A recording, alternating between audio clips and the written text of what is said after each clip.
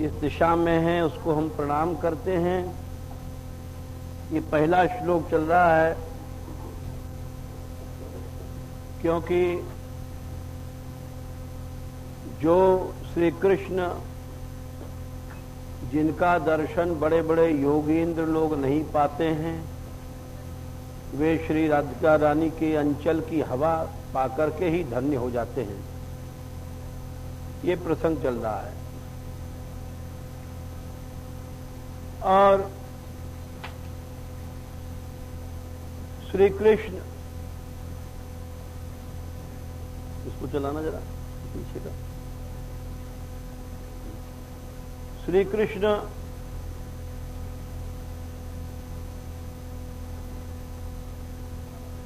कैसे श्री राधिका रानी के अंचल को पाके धन्य हुए, उनकी वायु को पाकर के ये लीला अलग अलग ढंग से सभी ने लिखी है। सबके अनुभव अलग अलग हैं। देखो, एक तो होती स्फूर्ति और एक होता है अनुभव।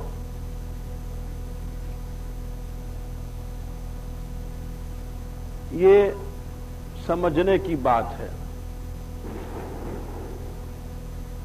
जब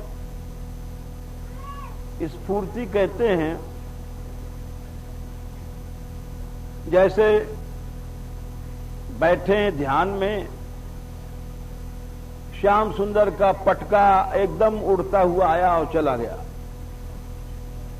और गायब हो गया,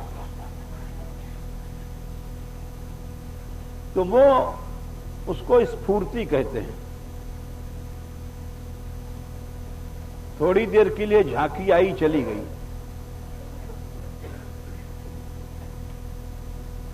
और अनुभव इससे आगे की बात होती है। बहुत देर तक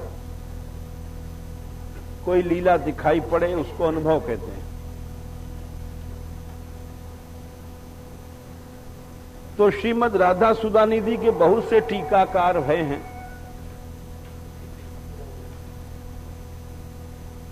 बड़ा आश्चर्य की बात यह है कि अधिकतर लोगों ने इसको स्फूर्ति बताया, परंतु ये स्फूर्ति नहीं है, ये तो उनका अनुभव है। और स्फूर्ति की कोटि से आगे की कोटि होती है अनुभव।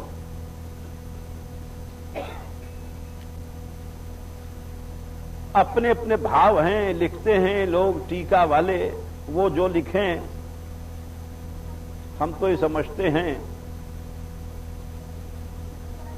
कि जितने रसिक हुए हैं,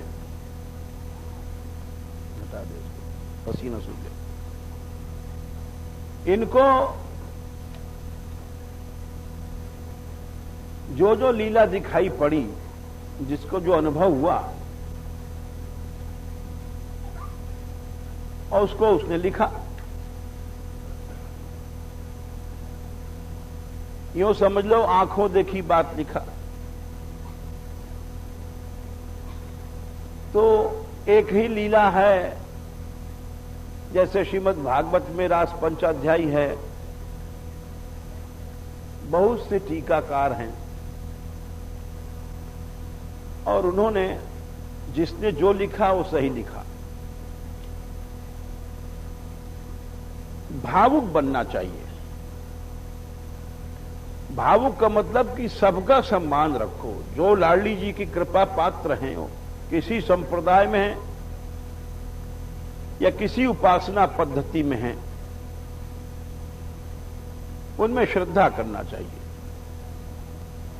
तो ये अंचल का प्रसंग चल रहा है। हमने आपको पहले बताया, खोर सांकरी में दान के प्रसंग में लाडली जी का अंचल श्री कृष्ण ने पकड़ा था। वो सुनाने के बाद गहवर वन में भी उनको अंचल की हवा से पता पड़ा लाडली जी आ रही हैं। ललता जी से बोलते हैं, देखो वो लाडली जी दूर आ रही हैं, तुम कहती हो राधा रानी नहीं हैं। अरे उनके अंग की सुगंध उड़ती हुई आ रही है। फिर गहवर वन के बाद यमुना तट वन विहार में भी अंचल की बात चली। अब एक और प्रसंग लिखते हैं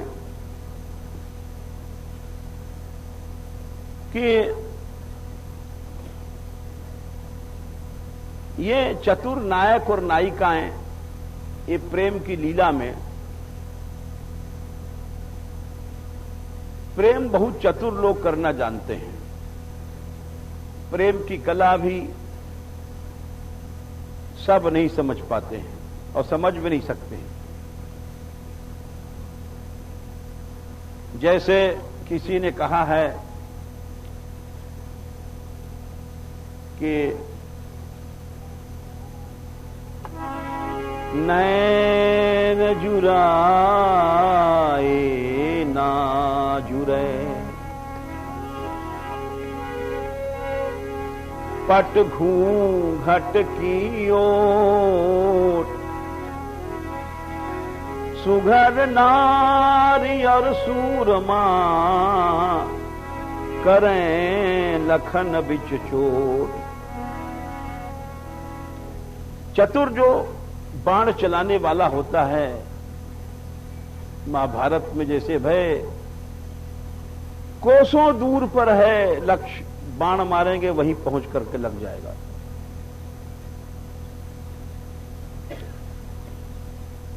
उनका निशाना चूकता नहीं है। अर्जुन ने द्रौपदी को कैसे पाया था?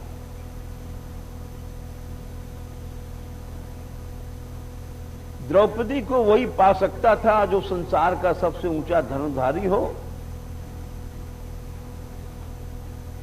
और एक कढ़ाव नीचे रखा और कढ़ाव के ऊपर आसमान में दूर एक चक्र घूम रहा है, जैसे पंखा बिजली के घूम रहा है। उस चक्र के ऊपर एक मछली है। मछली की आंख में बाण मारना है और मछली की ओर देखना नहीं है, उस परछाई में देखना है, उस कढ़ाव में।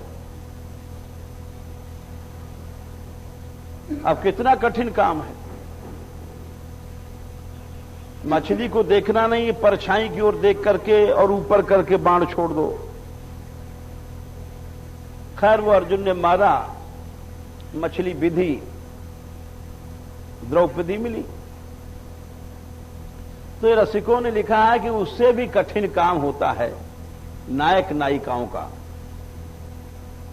बोले क्यों? अरे भाई, युद्ध में लाखों आदमी के बीच में तुम देख करके मारते हो निशाना, तुमको देखने की इजाजत है। और श्रृंगार रस में तो देखने की इजाजत नहीं है, लज्जा है, घूंघट है, घूंघट का आवरण है।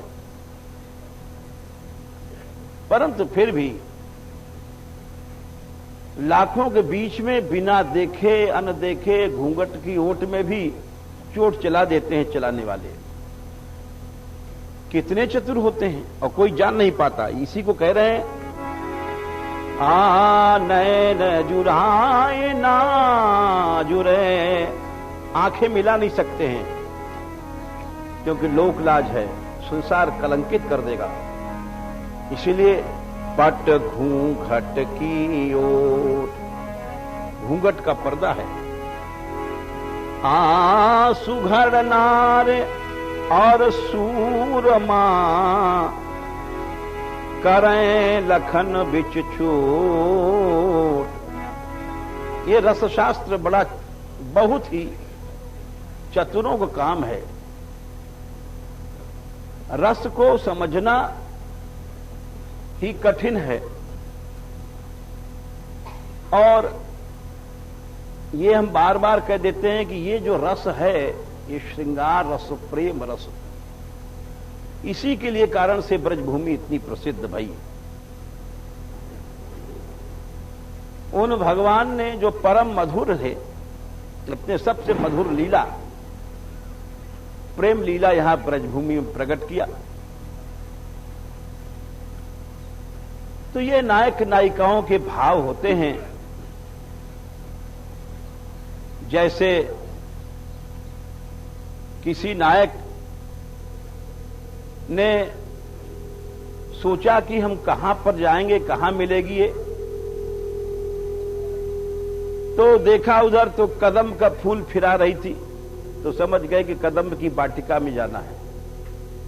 इसको कोई समझ नहीं पाता। वैसे ही ये ओढ़नी, पीतांबर, ये विभ्रम में आते हैं। इनके हाव भाव, इनकी चेष्टाएं जो चतुर नायक नायिका ही समझ सकती हैं। ये उसी भाव का एक पद है कि कैसे श्याम सुंदर श्री जी से उस वस्त्रांचल ओढ़नी के द्वारा कृतार्थ होते हैं। बहुत चतुर सखियों के बीच में किशोरी जी आ रही हैं। बड़ी सुंदर छवि है, गौर वर्ण है। राधिका रानी का ध्यान धरो, नीलांबरी है, नील गौर वर्ण पर नील शाटिका बड़ी सुंदर लग रही है। दिव्य आभूषण है ऊपर से नीचे तक, नासिका में नथ, कर्णफूल, बेदी, शीश फूल, सीमंत पर पट्टिका, कंकण इत्यादि शब्द करते हुए, चरणों में नूपुर बजते हुए चले आ रहे हैं। और नागरी चतुर सखियों के बीच में परम चतुरा राधा रानी आ रही है।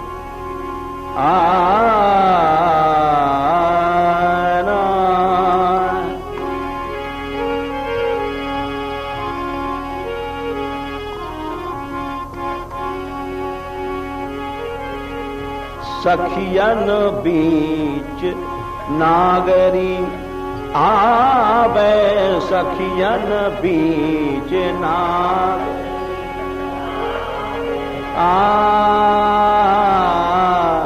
सखियन बीच लाडली आवे, सखीवन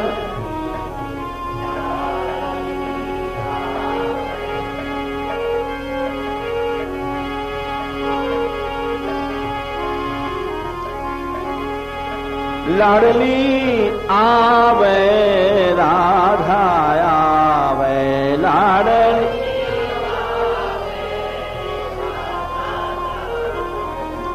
सखियन बीच नागरी आवे,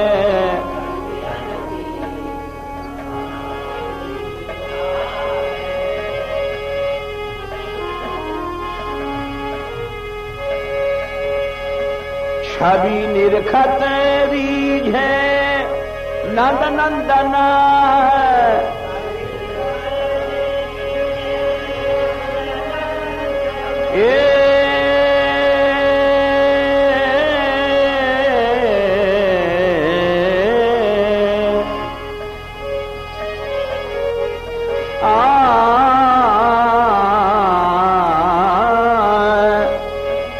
छवि निरखत रिझे नंदन,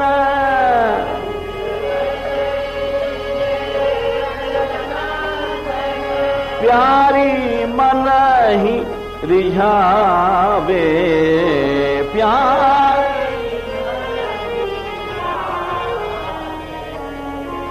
सखियन बीच लाडली आवे,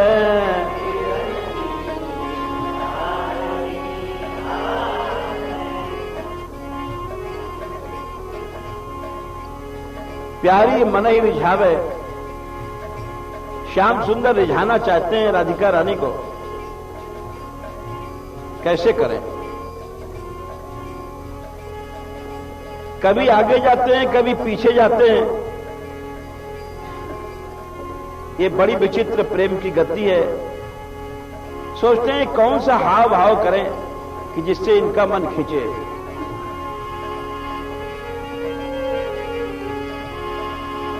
कबहुक आगे कबहुक पाछे,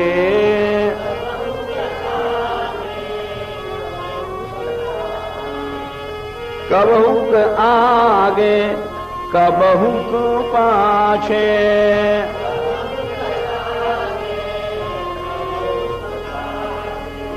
नाना भाव बतावे बतावे नाना।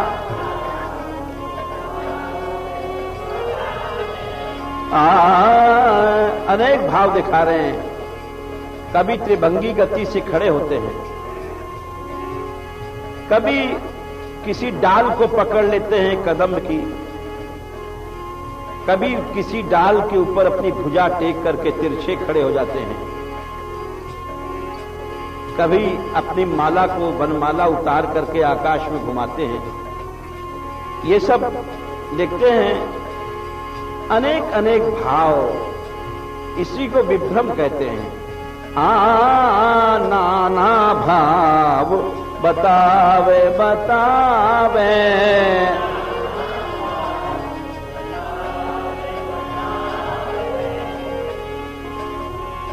राधिका रानी घूंघट में से कभी कभी देख लेती हैं और समझ गई कि हमारे चित्त को चुराने की कोशिश कर रहे हैं। राधाया अनुमान कियो हरीरा,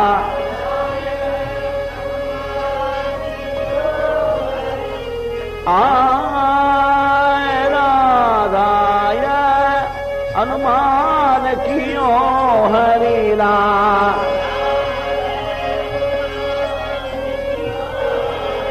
मेरे चित ही चुरावे चुरावे,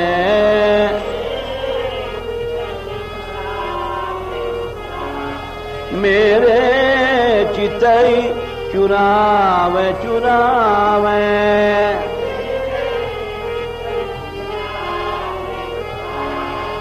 सखियन बीच लाडली आवे,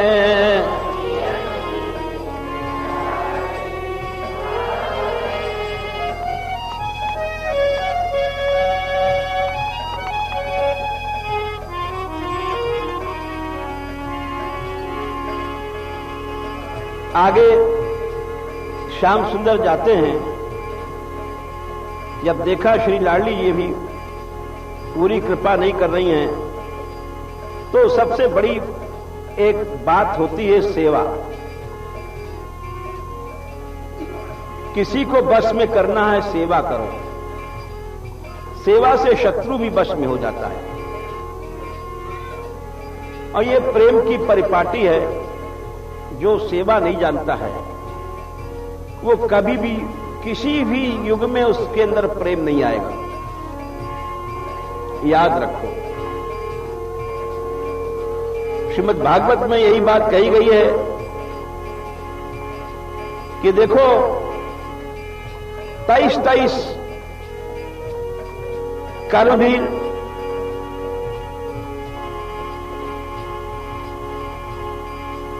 वहां कहते हैं कि देखो कितना भी मनुष्य साधन कर ले और लोग साधन करते हैं इसीलिए करते हैं कि मन शुद्ध हो जाए, परंतु मन शुद्ध नहीं होता। वहां कहते हैं कि देखो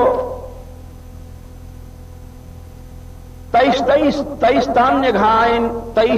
घानी पूयन्ते तपोदान जपादि भी।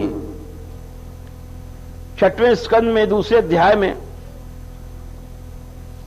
17वें 6:2-17 में कहते हैं कि बहुत लोग तपस्या करते हैं, बहुत दान करोड़ों को देते हैं, यानी कितना जप आदि करते हैं। तैस्तान्य घानी पूयंते तपोदान जपादि भी, बोले ना धर्मजम तद हृदयम तदपि शांघ्रि सेव्या, परंतु हृदय शुद्ध नहीं होता है, क्योंकि उनके अंदर सेवा भाव नहीं उत्पन्न होता। देखा जाए तो तप आदि करने वालों के हृदय में एक चोरी रहती है, हम अपना कल्याण करें, अपना स्वार्थ छिपा रहता है। दान आदि जितने कर्म हैं उन सब के पीछे एक स्वार्थ छिपा रहता है कि हम अपना कल्याण करें। तो इसीलिए हृदय विशाल नहीं बनता और कभी नहीं बनता। इसीलिए ना धर्मजम, ये जो हृदय है अधर्मज अधर्म वासनाओं से भरा हुआ स्वार्थ से ये पवित्र नहीं होता। इन साधनों से वो तो केवल सेवा से पवित्र होता है। जब तुम सेवा करोगे, दूसरे को सुख दोगे, दूसरे का कल्याण चाहोगे, दूसरे का भला करते हो, उससे बहुत जल्दी हृदय शुद्ध हो जाता है, विशाल बनता है, और इसी को प्रेम कहते हैं। ये प्रेम करना सबको नहीं आता। संसार में काम है, स्वार्थी लोग हैं, अपना काम बनाया चल दिए, खत्म, ये कामी लोग हैं। सच्चा प्रेम तो सेवा से होता है। श्री कृष्ण को देखो कि यद्यपि सकल ब्रह्मांड के नायक हैं, प्रीत की रीति रंगीलो ही जाने, यद्यपि सकल लोक चूड़ामणि, सकल लोक चूड़ामणि है, लेकिन दीन अपन पो माने दीन होकर के सेवा करते हैं। तो श्री कृष्ण ने सेवा आरंभ किया,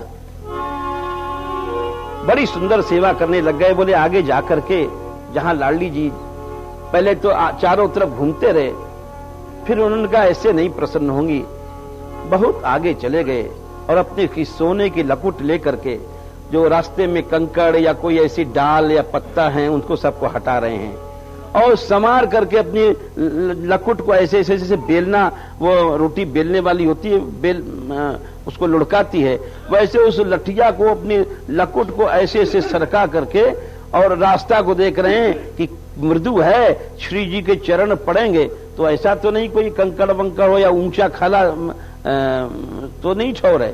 तो इस तरह से उसको लकुट को समार करके, जैसे कोई बेलना बेलती है रोटी बेलने वाली, ऐसे ऐसे बराबर, तो वो रोटी बेलना भी अब हमको तो नहीं आता, हमको कहो तो कहीं ज्यादा हो जाएगा, कहीं तिकोना हो जाएगा, कहीं वो मोटा हो जाएगा, पतला हो जाएगा। वो तो बेलने का ऐसा हिसाब होना चाहिए कि बराबर हो, ऐसा नहीं उधर ऊंचा चून मोटा हो गया, इधर पतला हो गया, ऐसा नहीं होना चाहिए। तो वो उसको बेलना नहीं कहते हैं। तो वैसे ही श्री ठाकुर जी लकुट लेकर के किशोरी जी के मार्ग को संवार रहे हैं और बड़ी चतुराई से, बड़ी कला से संभाल रहे हैं। ये अद्भुत सेवा प्रारंभ किया ठाकुर जी ने प्रिया जी को प्रसन्न करने के लिए।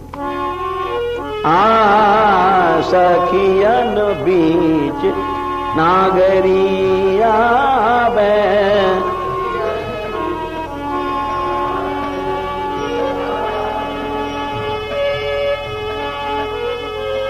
आगे जाए कनक लकुट ले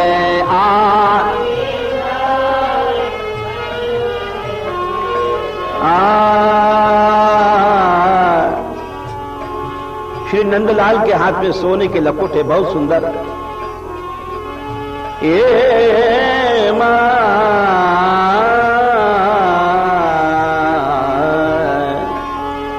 आगे जाए, आगे जाए कनक लकुट ले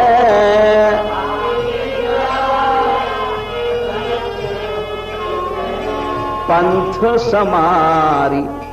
वाह, पंथ समारने के बाद बता रहे हैं कि इधर चरण रखो, प्रार्थना कर रहे हैं कि इधर इशारे से इधर चलो। अब सेवा से तो फिर मेवा मिलता ही है, सेवा से तो प्रसन्नता, सच्ची प्रीति सेवा ही से होती है। जैसे आपने देखा होगा बड़े बड़े राजा महाराजा पधारते हैं, जय जय जय, इधर इधर ऐसे, इधर से पधारो, इधर से।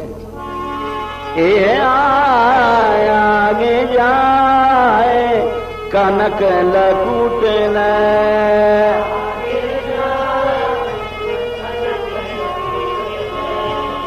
पंथ संवारी बतावे बतावे पंथ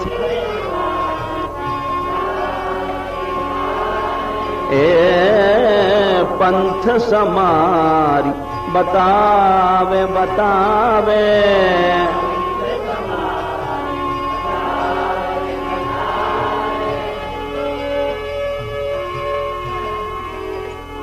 श्री जी इस सेवा को देख करके वृषभानुनंदिनी राधिका रानी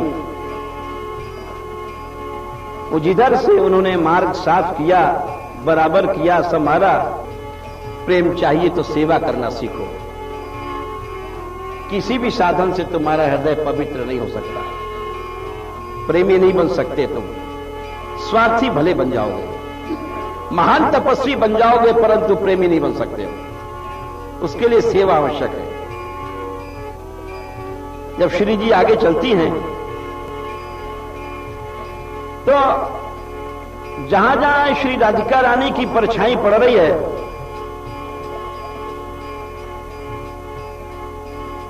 उस परछाई पे अपना मुकुट छुआते हैं, अपनी अधीनता दिखाते हैं। निरखत छा जहां प्यारी की,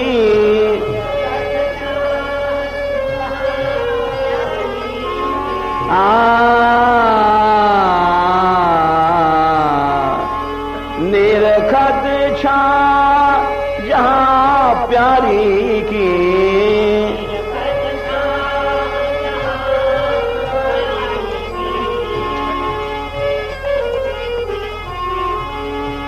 तहाँ ले छा छुआवे छुआवे,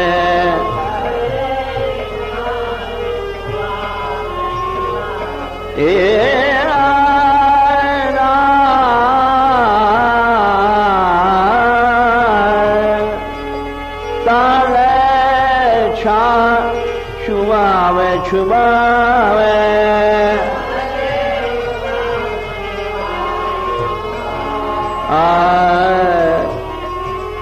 सखियन बीच लाडली आवे,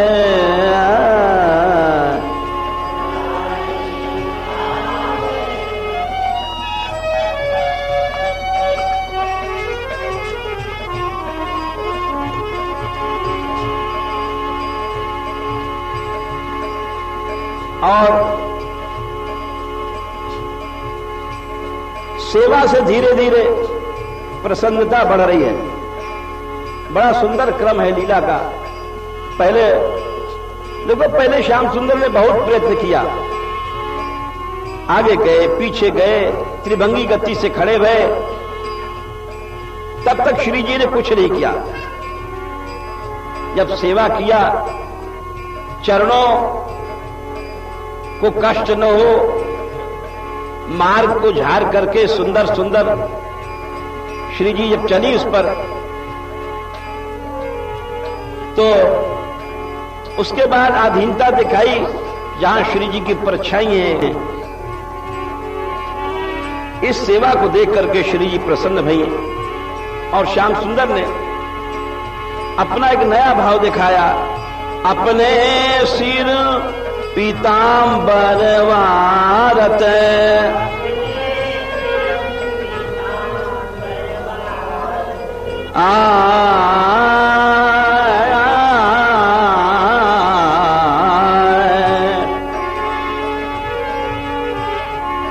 ये एक बड़ा विचित्र भाव है।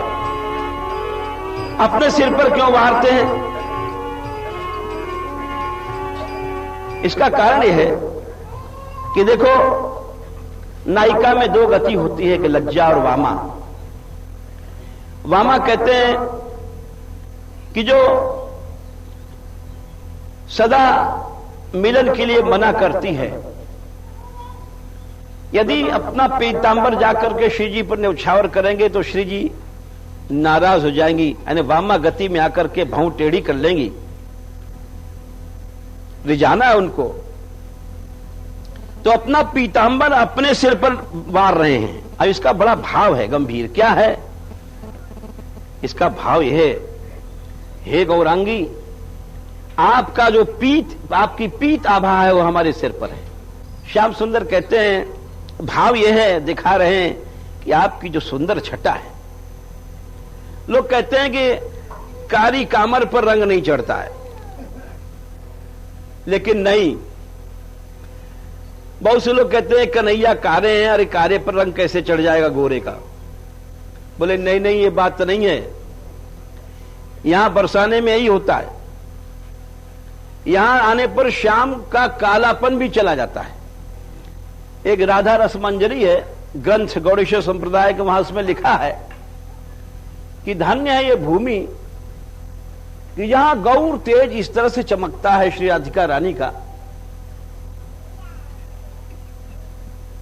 कि जब राधिका रानी आती हैं तो उस समय काले काले रंग के भंवरे बहुत काले होते हैं। भंवरा देखो कितना काला होता है, कोयला से भी ज्यादा काला होता है।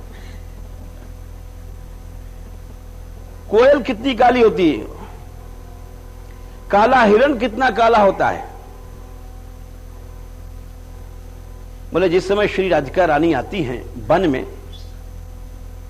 गौरा भृंग कुरंग कोकिल गणा, उनकी गौर कांति के कारण सारे जितने भंवरे हैं वो गोरे लगने लग जाते हैं। कुरंग काले हिरण कृष्णसार मृग, वो भी दूर से देखो सुनहली कांति में चमचमाते गोरे लगने लग जाते हैं। कोयल कितनी काली होती है, मीठा बोलती है, लेकिन रंग देखो तो बड़ा काला। लेकिन जो कोयल जब श्री जी की छाया पड़ती है तो गोरी हो जाती है। ऐसा गौर तेज है। गौरा भृंग कुरंग कोकिल गणा,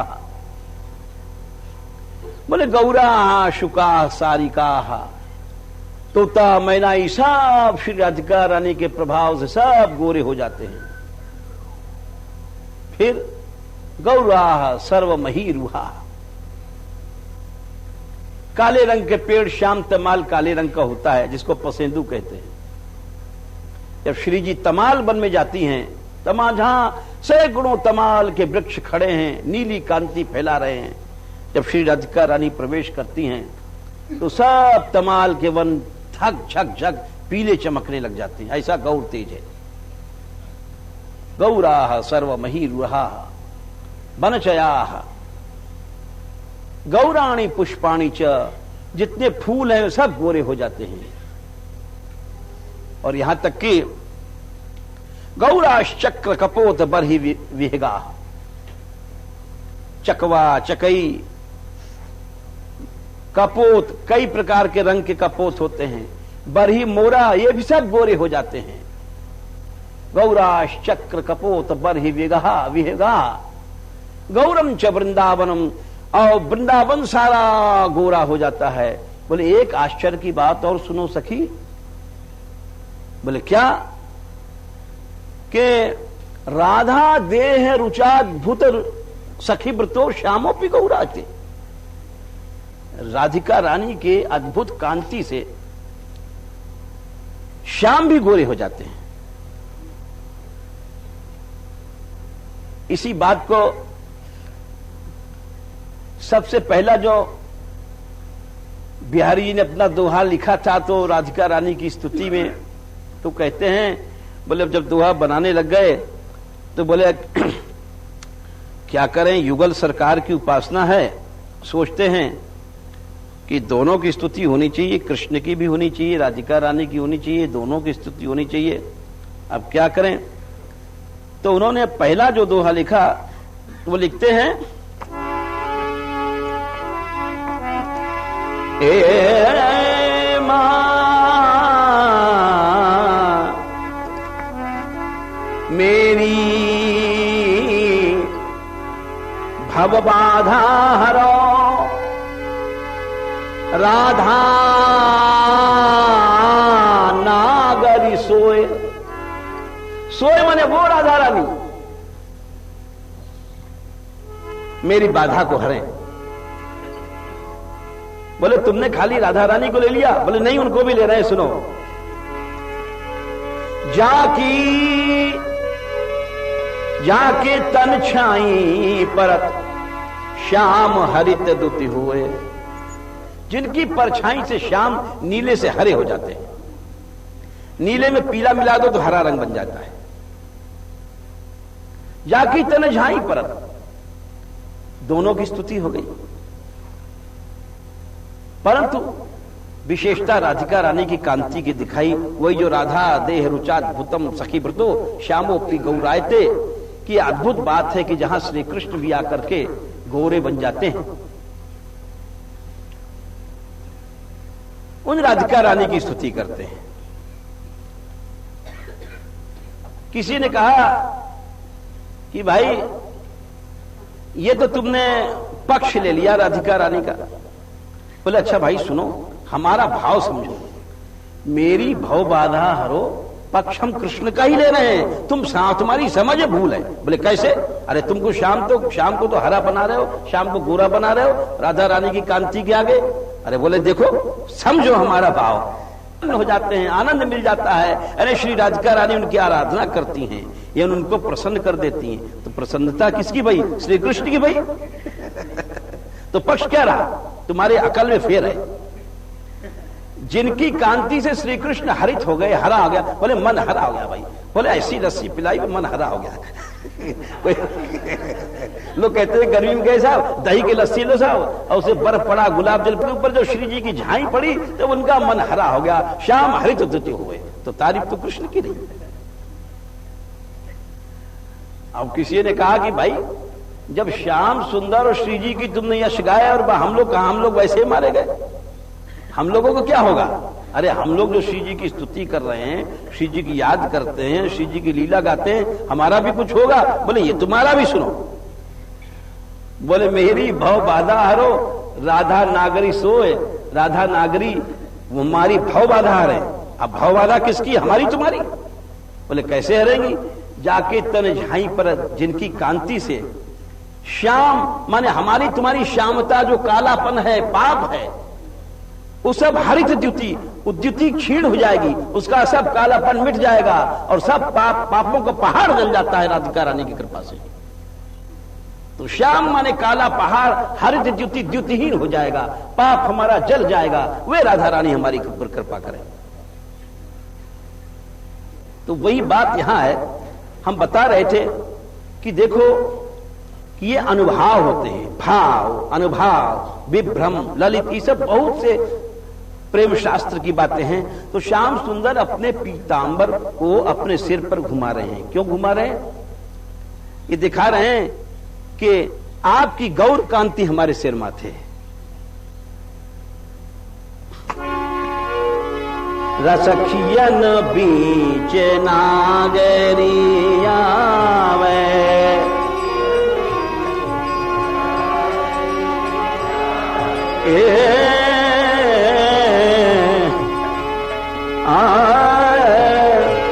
अपने सिर पीतांबर वारत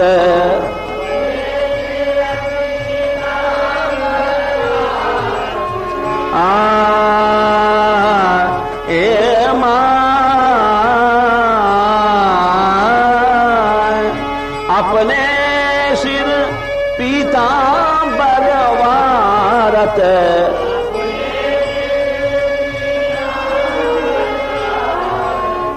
ऐसे रुचि उपजावे ऐसे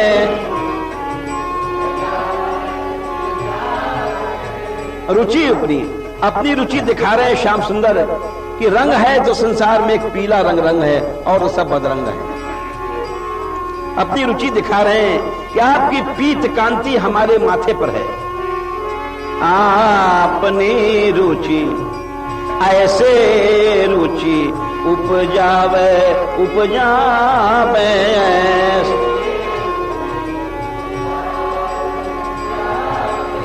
अब लाडली जी ने उत्तर दिया। इतनी देर के बाद श्री वृषभानंदिनी राधा रानी उत्तर दे रही हैं, जिस उत्तर को पाकर के धन्य हो गए। और यही राधा सुधा निधि का पहला श्लोक है। श्री जी ने क्या उत्तर दिया? वही जो ग्रंथकार ने कहा है, यस्या कदापि वसनांचल खेलनोत्थ अपनी ओढ़नी उठा करके उन्होंने भाव दिखा दिया।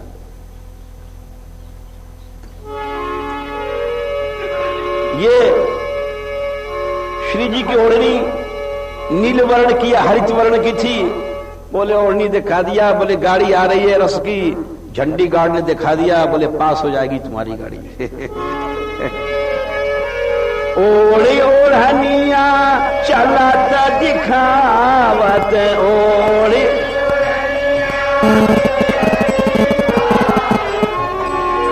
इतनी सेवा के बाद जब ओढ़नी दिखाई पड़ी तो क्यों ना धन्य मानेंगे अपने आप को। कितनी बड़ी सेवा किया श्याम सुंदर ने, कैसी बड़ी तपस्या किया। मार्ग झाड़ा और मार्ग झाड़ने के बाद उस पर फूल बिछाए और फूल बिछाने के बाद फिर उन अपनी पीतांबर लेकर दिखाया, आपकी पीत कांति हमारे सिर पर है। इतने के बाद फिर वसनांचल खेलो तो श्री जी ने भाव दिखाया। ओढ़े ओढ़निया चलत दिखावत,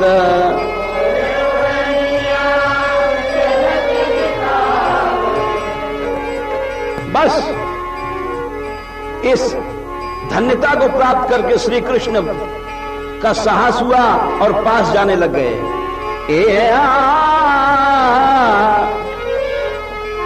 यही मिस निकट ही आवे आवे, यही मिस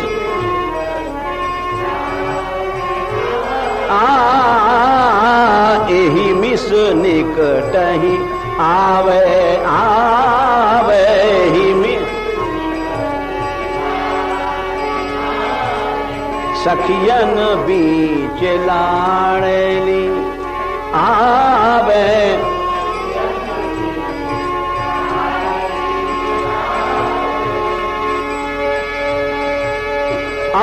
ऐसे मन भावन श्री कृष्ण जो ऐसे प्रेमी हैं, ऐसे सेवा परायण हैं, उन पर श्री जी रीझ रही हैं ओढ़नी दिखा करके। सूर श्याम ऐसे भावनी सोसू,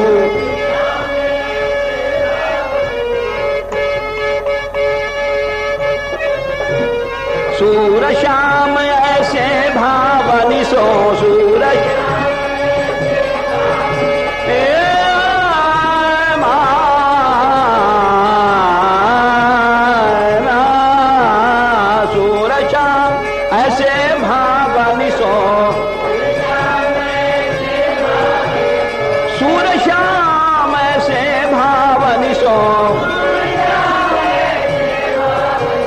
राधा मन ही रिझावे रिझावे, राधा मन ही रिझावे रिझावे। सखियन बीच लाड़ली आवे, सखियन बीच।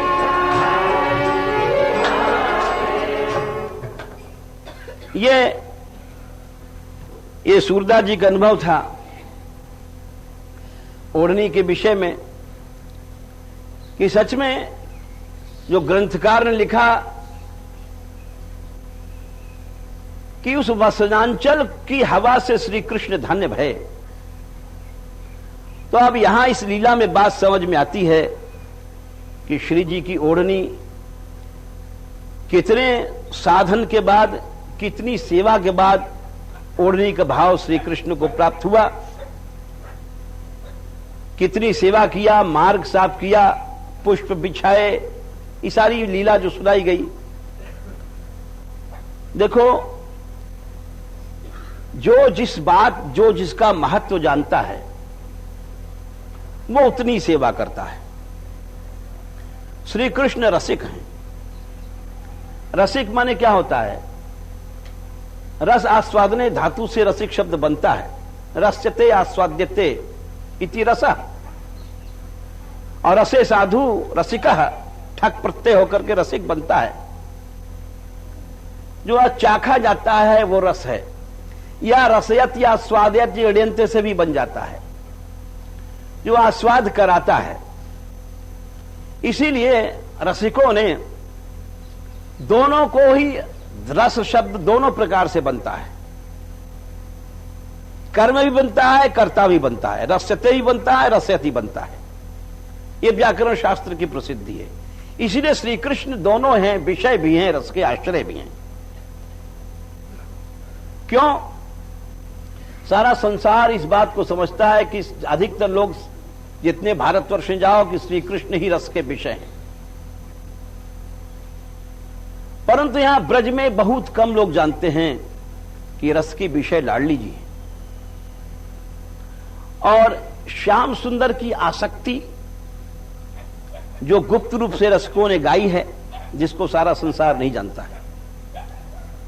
ये जो हम पद बता रहे हैं बड़े दुर्लभ भाव के हैं, और सच में इसको जानने का अधिकारी भी नहीं संसार, कि किस तरह से श्री कृष्ण अपनी आसक्ति को आसज्य श्री राधिका रानी में स्पष्ट करते हैं, प्रकट करते हैं अपनी सेवा से, अपनी रस की रीति से, प्रीति से।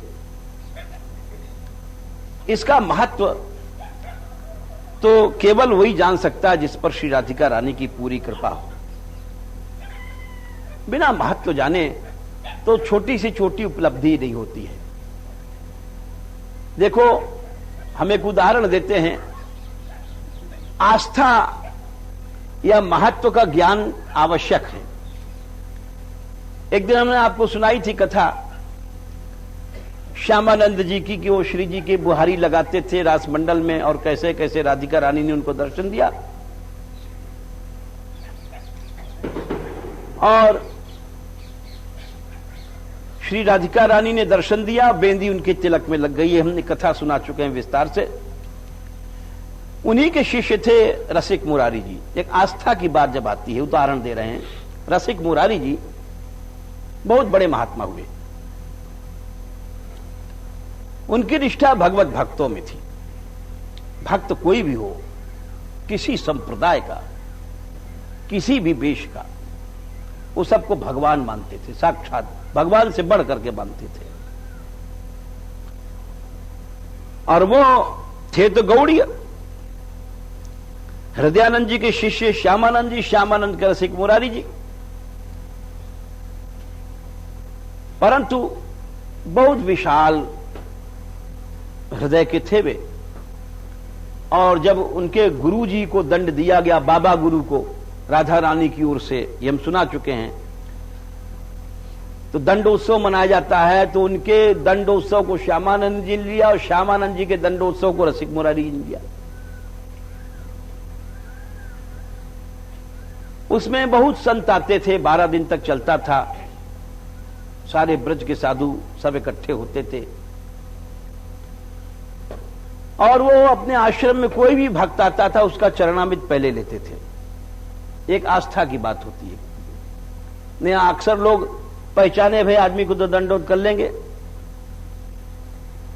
या अपना कोई गुरु आ गया, या ताऊ गुरु आया, या चा काका गुरु आया, इसमें भी चलता है मामला, या कोई बड़ा गुरु भाई आया, बाकी को तो मुंह टेढ़ा करके लोग देख चल देते हैं, कोई मतलब नहीं। इसको वैष्णवता नहीं कहते।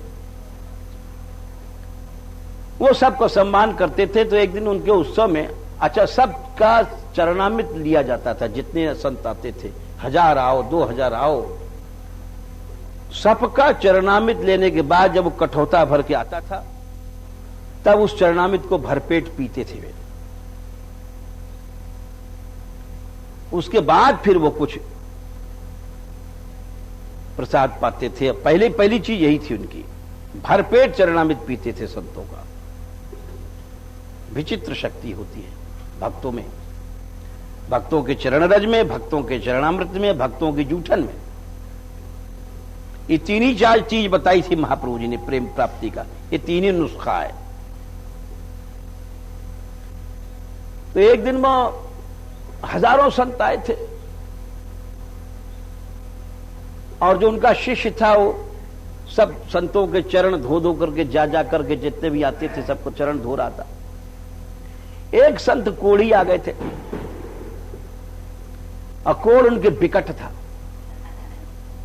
और दूर से ही देख करके उसका मन बड़ा वैसा कुष्ठ था, गलित था। एक तो धब्बे धब्बे होते हैं, गलित हो जाता है, चू चू गिरने लग जाता है, और पामे में था। पट्टी बंधी हुई थी। और शिष्य ने, धोने वाले ने क्या किया, बोले अरे ये तो जो है इनका तो बड़ा तो मतलब मन घृणा हो गया, इसके तो कोड़ है, चूरा है, चलो एक संत का मत लो, क्या है, अरे हजारों संत हैं, उनको छोड़ के चल पड़े। उस संत ने बुरा भी नहीं माना, वो तो बेचारे खुद ही संत थे सच्चे कि हम वो देते भी तभी उनको कष्ट होता। तो वो जब आप देखो सिद्धि कहां रहती, सिद्धि किसी क्रिया में नहीं है। हम सोचते हैं कि हम इतने दिन व्रत रख करके सिद्धि प्राप्त कर लेंगे, इतने दिन तपस्या करके, इतने दिन जप करके, इतने दिन अनुष्ठान करके। सिद्धि भावना में होती है, यादृशी भावना यस्य,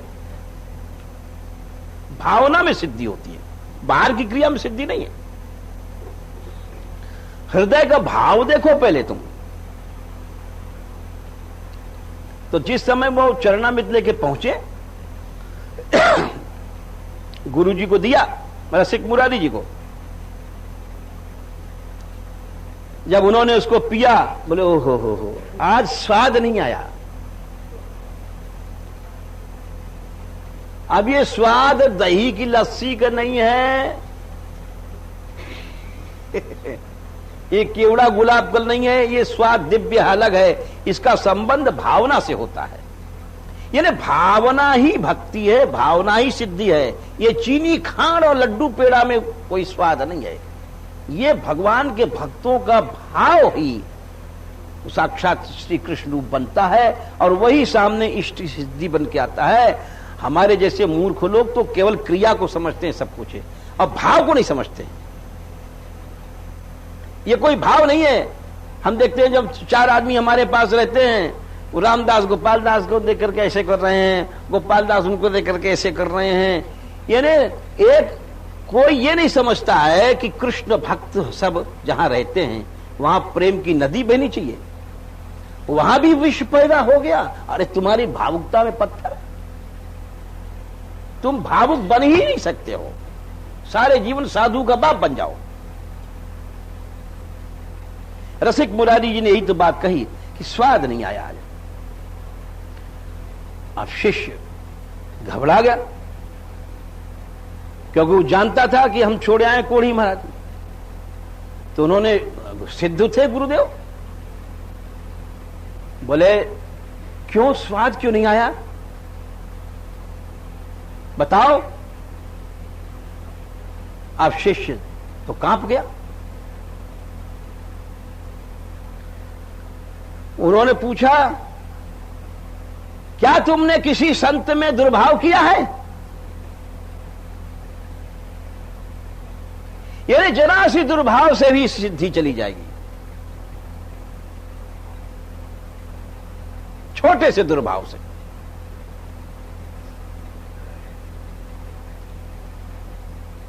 हाथ जोड़ के बोला, गुरुदेव एक संत के पट्टी थी, पांव में कोड़ था, इसलिए मैंने छोड़ दिया। मूर्ख, जब भी तो स्वाद नहीं आ रहा। अरे सब भगवान है, वो किस दृष्टि से देखता है। वो दौड़ के शिष्य गया और महाराज उन्हीं कोढ़ी महाराज का पांव धोया, उसी कोढ़ वाले का।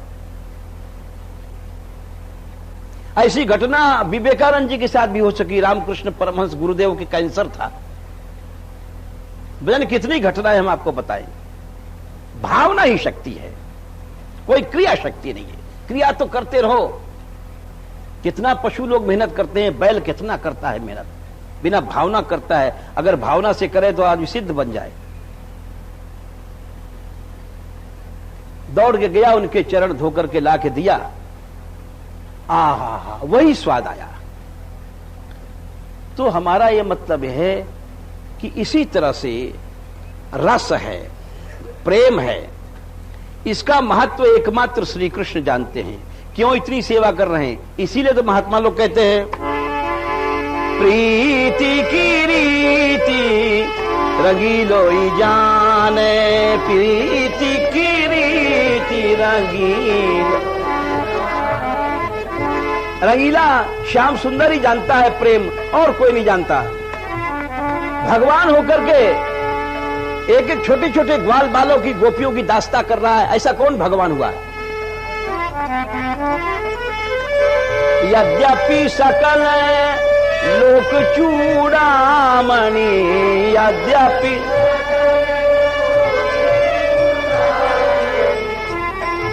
अनंत लोगों को बनाने वाला, और फिर दीन अपन को माने,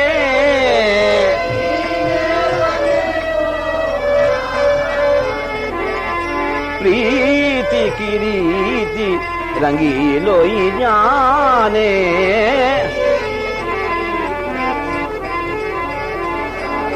यमुना पुलिन निकुंज भवन में मान मान नीछाने, जत निकट नवीन कोटि कामिनी कुल धीरज मन ही न माने। तो ये धैर्य नहीं है, कोटि कोटि गोपिकाएं हैं परंतु श्री लाडली जी के बिना। तो इसीलिए इस मंगलाचरण में 3 बातें हैं।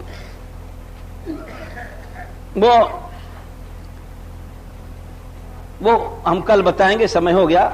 यही बात समझ लो कि जो सबसे पहले जो वस्तु निर्देशात्मक चीज है कि जो वस्तु राधिका रानी है उनका गौरव बताया गया कि जिनके वसनांचल से ही श्री कृष्ण धन्य मांगने लगे।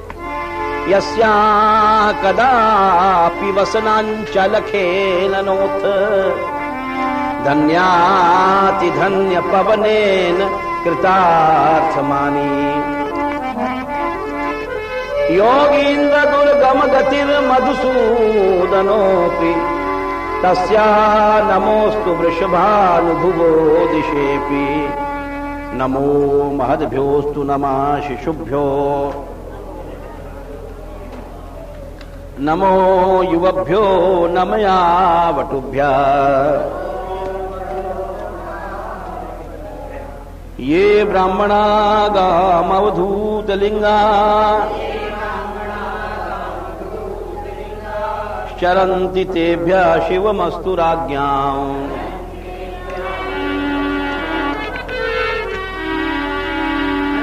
हाँ, अच्छा। नंद बाबा के लाल भोला